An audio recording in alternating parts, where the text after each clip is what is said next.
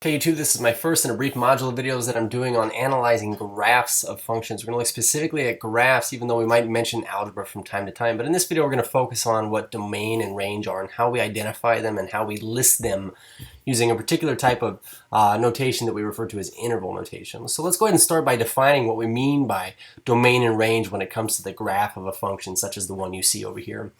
We refer to the domain, okay, as the set, okay, so it could be many, many numbers, infinitely many, or just a small, finite few set of numbers here, but we say a set of real numbers for which an algebraic expression is defined. So often we're given some f of x here, say, y equals f of x equals 1 over x is our rule. And this would be actually a good example of a function where x equals 0 couldn't be used, because if we were to divide by 0, you wouldn't get a y value back. So we'd say the domain would be all numbers but 0.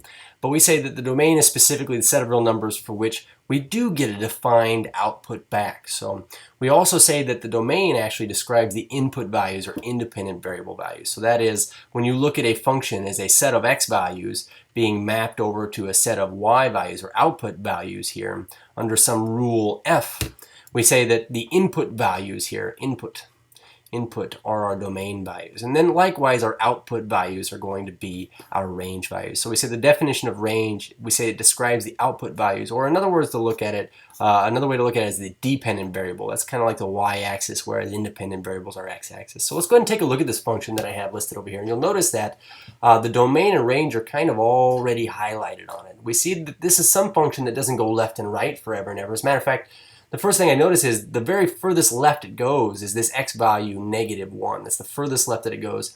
And it seems like, in terms of the x-axis at least, it starts here and it kind of covers all of these x values right here. And you'll notice that it kind of stops over here. One very important thing to point out, though, is we have we call this a discontinuity. We say that this point on the function is an open dot. So we covered all x values up to, but not including this x value here, which is x equals 5. And likewise, we see the range here. Range is really concerned with output values or y-axis values. So you'll notice that when we read domain, we go from left to right. When we read range, we're going to start at the very bottom of this function. We say, what's the lowest point it hits? I notice that it kind of starts down at -3. We can see that that's the output at this point here. So -3, and it covers all output values all the way up to and including, you notice you have a closed dot here, but this output of 3. So what we're going to do is we're going to list this domain and range. We're going to start by listing it as I would say with maybe my algebra students. And we're going to kind of build on that and say, well, how could we relist this in interval notation? But looking at domain, we say the set of all x values for which our function, was defined. I can see a function there. We notice that it starts at x equals -1 and goes up to, but doesn't include 5. So the way I would have written this in, say, an algebra class is this. We'd say, well, x is greater than or equal to -1, but it's also less than 5. Or in other words, we say it's defined for all x values between these two. You'll notice that I did not use an or equal to on this 5 right here because we have an open dot there. It isn't actually defined. But I did use an or equal to at -1 because we say it is defined at that x value. In terms of range, how would I write the range? Well, consider this. We say the lowest it went was -3, and it includes -3 up to, but also including 3. So we say all y values. We say the range values or output values of this function would be all y values that are between -3 and 3. You'll notice that I've included both of these, okay? So in interval notation, what our goal is going to be is this. We're going to look at this, say this yellow line you see here, or at least the line that I highlighted the x-axis on here if you're colorblind,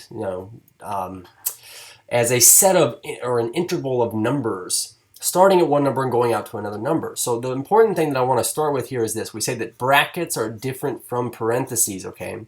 So a bracket means that the value is included in the set, and a bracket would be kind of like using the or equal to signs here.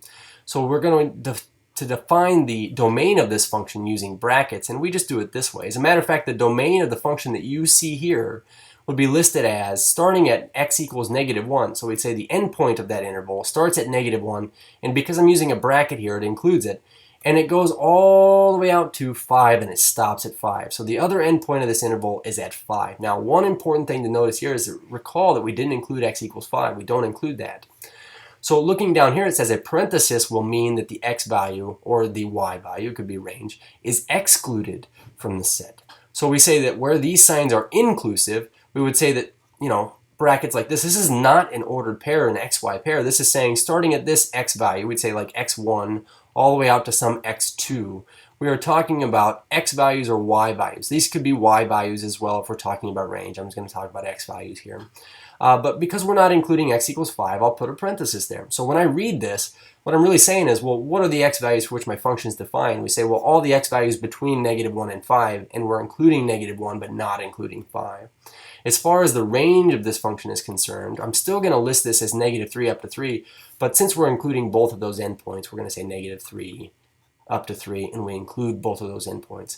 So at this point, you can pause the video and try these on your own. I've got a couple other functions here, but if you haven't paused the video, I'm going to go ahead and explain what the domain and range of these would be. So let's go ahead and take a look at this first function here. You notice that this function kind of starts at, in terms of domain here, it starts at -5, and because we include this point here, you'll notice that I put a closed bracket here, and our function is defined from -5 all the way out to the right. You notice that this arrow right here would imply that our function is never going to stop increasing at this point. It's just going to keep going on forever and ever.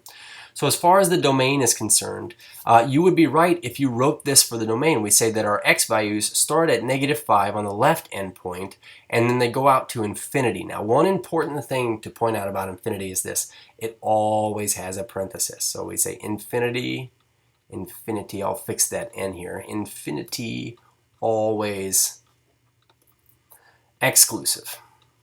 Because we're saying that it never ends, so I can't say that it ends at infinity, because infinity is not a number, it is an idea that it goes on forever and ever. And then likewise with the range, we would say, well, what's the lowest point on the y-axis our graph ever proceeds to? And that's at f of 2, oh, actually not f of 2. I do ask this question here though. What is f of 2? It looks like f of 2, or the y value of 2 is 3, but looking at this point here is really what I want to look at. We say this is the lowest my function ever goes. So we'd say that the lowest endpoint or lowest output value would be at y equals 0. We notice here that on the y-axis, this is the lowest it goes. And then our function, we notice, goes up forever and ever and ever. Or at least it'll cover every y value that's greater than or equal to 0. So we'll say starting at 0 and going up to infinity would be the output values for this function here. And again over here, if you've paused the video, let's see if you got these right here. But we say the domain and range of this function. Starting with the domain, we notice that our function, at least from left to right, starts at the x value -4, and you'll notice there's a closed dot here. So we're going to include -4, and I am going to point something out here. I want an arrow here, but we say that this function is going to cover all x values to the right of -4. So we say including -4 and going on and on forever and ever.